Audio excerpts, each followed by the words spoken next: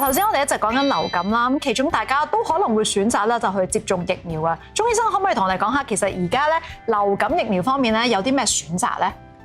主要有分3類嘅嚇，咁就係傳統嘅我哋叫做滅活式啦，跟住就有一個噴鼻式嘅嚇，同埋今年新增有一隻重組技術嘅疫苗。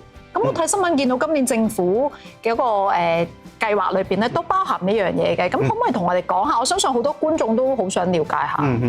咁重組疫苗佢就係用一個重組嘅技術去製造呢個疫苗出嚟嘅。咁佢嘅好處咧就係保護力強啲，同埋持久啲咁樣樣嘅嚇。咁佢嘅抗原含量咧就比傳統疫苗高出3倍。咁亦都係喺某一啲嘅病毒株入邊啦，譬如喺甲型流感呢個 H3 病毒株入邊咧，佢嗰個抗體水平係高出200%嘅。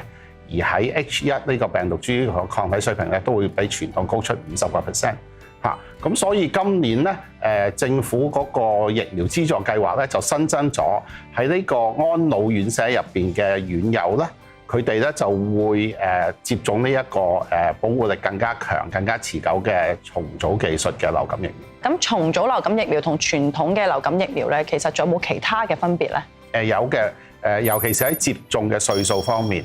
咁傳統嘅滅活疫苗咧，就由6個月以上咧就已經可以接種㗎啦。咁但係重組疫苗咧就要18歲以上嘅。咁另外就係重組疫苗，因為不含雞蛋嘅成分啦，咁所以就算係對雞蛋啊，不論蛋黃又好、蛋白又好有過敏嘅人士咧，都可以接種呢個重組疫苗。